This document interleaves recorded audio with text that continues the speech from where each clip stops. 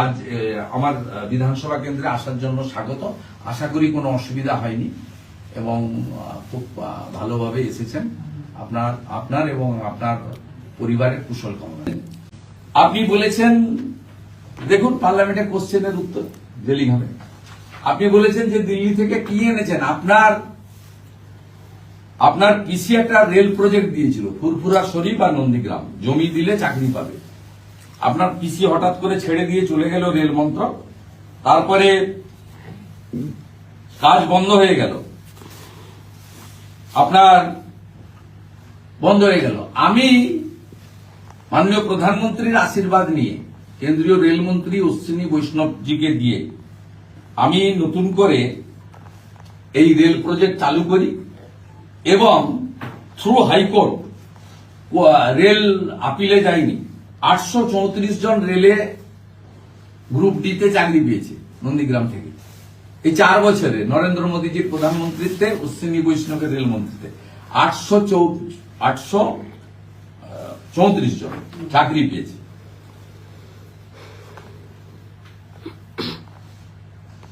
সব through court case, কিন্তু যায়নি। নন্দীগ্রাম রেল প্রজেক্টে 315 কোটি টাকা স্যাংশন করেছে ভারত সরকার, 175 কোটি টাকার কাজ কমপ্লিট হয়েছে।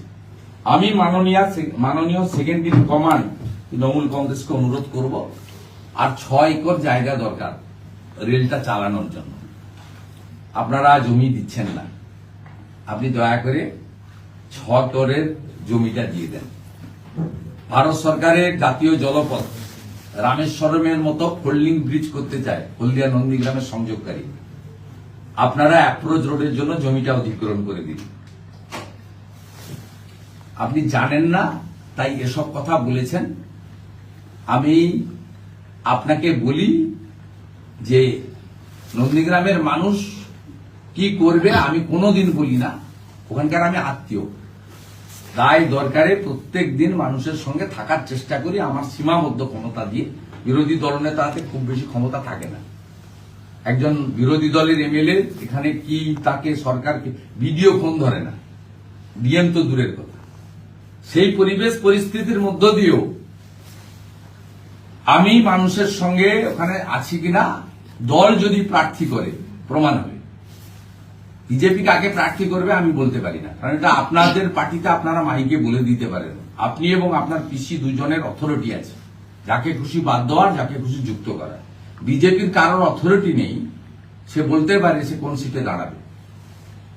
কিন্তু পার্টি যদি আমাকে জিজ্ঞেস করে যে আপনি বিধানসভা ভোটে দাঁড়াবেন কিনা, আমি সেক্ষেত্রে বলবো পার্টি যা সিদ্ধান্ত নেবে তাই।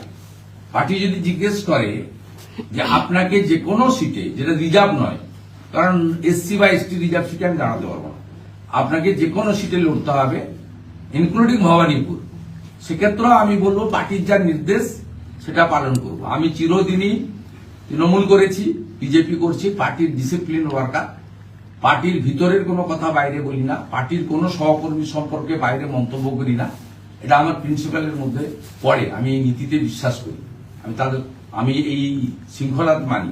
যদি পার্টি বলে আপনাকে অপশন দিচ্ছি কোথায় আপনি লড়বেন, আমি তাহলে বলবো যে আপনারা যদি আমাকে অপশন দেন যে কোনো সিটে লড়ালে আমি লড়তে রাজি আছি।